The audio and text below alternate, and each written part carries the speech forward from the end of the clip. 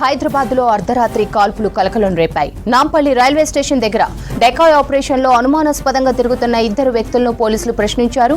ఇదే టైంలో ఒకసారిగా పోలీసులపై గొడ్డలి, కత్తితో దాడికి యత్నించారు దుండగులు. ఆ తర్వాత పారిపోయేందుకు యత్నించారు. దీంతో ఆత్మరక్షణ కోసం పోలీసులు జరిపిన కాల్పుల్లో రాజు అనే వ్యక్తి తొడలోకి బుల్లెట్ దూసుకెళ్లింది. దీంతో అర్ధరాత్రి అతన్ని ఉస్మానియా హాస్పిటల్కు తరలించారు. రాజుకు తొడలో బుల్లెట్ దిగడంతో ఉస్మానియా హాస్పిటల్లో డాక్టర్లు దాన్ని తొలగించారు. ప్రస్తుతం రాజు పరిస్థితి బాగానే ఉందని డాక్టర్లు తెలిపారు.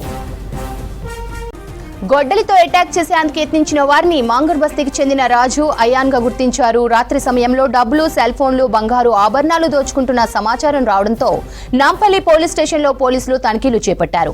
ఇదే సమయంలో రాజు, అయాన్ అనుమానాస్పదంగా కనిపించారు. వీరిని పోలీసులు ప్రశ్నించడంతో గొడ్డలి, కత్తితో అటాక్ చేశారు. అక్కడి నుంచి పరారయ్యేందుకు యత్నించారు. దీంతో పోలీసులు జరిపిన కాల్పుల్లో రాజుకు తొడకు బుల్లెట్ తగిలింది. దీంతో అయాన్ అదుపులోకి తీసుకున్న పోలీసులు అతన్ని విచారిస్తున్నారు. ఇక దీనికి సంబంధించిన పూర్తి డీటెయిల్స్ రత్నకుమార్ అందిస్తారు. రత్న, నాంపల్లిలో పోలీస్ కాల్పులపై అప్డేట్స్ ఏంటి?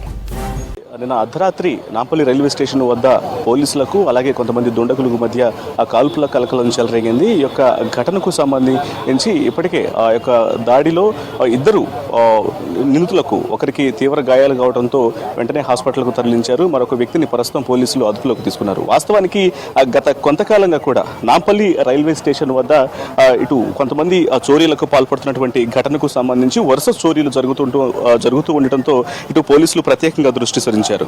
సిపి కొత్తకోట శ్రీనివాసరెడ్డి ఆదేశాల మేరకు ఖచ్చితంగా కొంత చర్యలు తీసుకోవాలి, వీటి మీద ప్రధానంగా దృష్టి సారించాలని చెప్పని స్థానిక పోలీసులకు చెప్పడంతో సెంట్రల్ జోన్ పోలీసులు అలాగే నాంపల్లి పోలీసులు ఇటు టాస్క్ ఫోర్స్ సిబ్బంది ప్రధానంగా వరుసగా గత 4-5 రోజుల నుంచి కూడా ఇక్కడ డెకా ఆపరేషన్ సంయుక్తంగా నిర్వహించడం జరిగింది. అందులో భాగంగా నిన్న అర్ధరాత్రి సమయంలో కొంత ఇటు అనుమానాస్పదంగా తిరుగుతున్నటువంటి వ్యక్తులను ఇటు పట్టుకొని ప్రశ్నించేటువంటి ప్రయత్నం చేస్తున్నటువంటి సందర్భంలోనే అక్కడ ఉన్నటువంటి రాజు అలాగే అయాన్ అనేటువంటి ఇద్దరు వ్యక్తులు పోలీసుల మీద తిరగబడి అటు రాజు తన దగ్గర ఉన్నటువంటి గొడ్డలతో దాడి చేసేటువంటి ప్రయత్నం చేశాడు. మరోవైపు అయాన్ అనేటువంటి వ్యక్తి ఒక బండరాయితో పోలీసుల మీద దాడికి తెగబడ్డాడు. సో ఈ సందర్భంలోనే ఆత్మరక్షణకు ప్రయత్నించినటువంటి పోలీసులు ఇద్దరు దుండగుల మీద కూడా కాల్పులు చేయడం జరిగింది. ఈ కాల్పుల్లో ఇటు రాజుకు తొడభాగానికి బుల్లెట్ దిగడం జరిగింది. మరోవైపున ఇటు అయాన్ తప్పించుకునేటువంటి ప్రయత్నం చేసినటువంటి సందర్భంలోనే అతను పోలీసులు పట్టుకోవడం జరిగింది. ప్రస్తుతం రాజును ఉస్మానియా ఆసుపత్రిలో లోపల బుల్లెట్ దిగడంతో ఆసుపత్రిలో చికిత్స అందించారు. ఇప్పటికే ఆ యొక్క బుల్లెట్ ను కూడా ఒక మైనర్ సర్జరీ ద్వారా తొలగించినట్లు కూడా వైద్యులు తెలియజేయడం జరిగింది.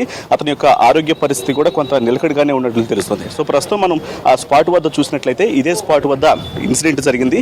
నిన్న అర్ధరాత్రి ప్రాంతంలో 12 గంటల ప్రాంతంలోనే నిందితులు ఇక్కడ గత వరుసగా 4 రోజుల నుంచి కూడా ఇక్కడికి అంటే ముఖ్యంగా నాంపల్లి రైల్వే స్టేషన్ అనగానే కేవలం తెలుగు రాష్ట్రాల నుంచి మాత్రమే కాకుండా ఇతర రాష్ట్రాల నుంచి కూడా ప్రయాణికులు వస్తూ ఉంటారు. అనేక ప్రాంతాలకు కూడా ట్రావెలింగ్ చేస్తూ ఉంటారు. సో వీటికి సంబంధించి ఇలాంటి వాళ్ళని దృష్టిలో పెట్టుకుని ఎవరైతే ప్రయాణాలకు వస్తూ ఉంటూ ఇక్కడ రైల్వే స్టేషన్ వద్ద రాత్రి వేళలో ట్రైన్ల కోసం వెయిట్ చూస్తూ ఇటు కొంత నిద్రిస్తున్నటువంటి సమయంలో కావచ్చు, ఒంటరిగా కనిపించినటువంటి సందర్భంలోనే వాళ్ళ దగ్గర ఉన్నటువంటి విలువైన వస్తువులు బంగారం, నగదు, సెల్ ఫోన్లను చోరీ చేస్తూ కూడా కొంత ఇబ్బందులకు క్రియేట్ చేసినటువంటి పరిస్థితి ఉంది.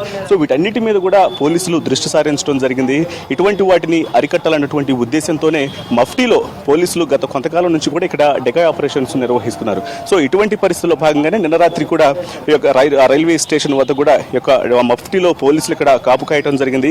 అదే సందర్భంలో ఇటు రాజు అలాగే అయాన్ ఇద్దరు కూడా ఇటు తచ్చాడుతూ కనిపించారు. సో ఇటువంటి వాళ్ళని ప్రశ్నించినటువంటి సందర్భంలోనే వెంటనే తమ సంగతి ఇటు మఫ్టీలో ఉన్న పోలీసులకు తెలిసిపోయినటువంటి ఉద్దేశంతో వాళ్ళు వెంటనే పోలీసుల మీదకు దాడి తెగబడటం, పోలీసులు కూడా ఆత్మరక్షణ కోసం కాల్పులు జరిపినటువంటి పరిస్థితుల్లోనే ఈ యొక్క ఘటన అనేది చోటు చేసుకుందని చెప్పుకోవచ్చు. ప్రస్తుతం పోలీసులు ఈ ఘటనకు సంబంధించి కూడా పూర్తిగా దర్యాప్తు చేస్తున్నారు.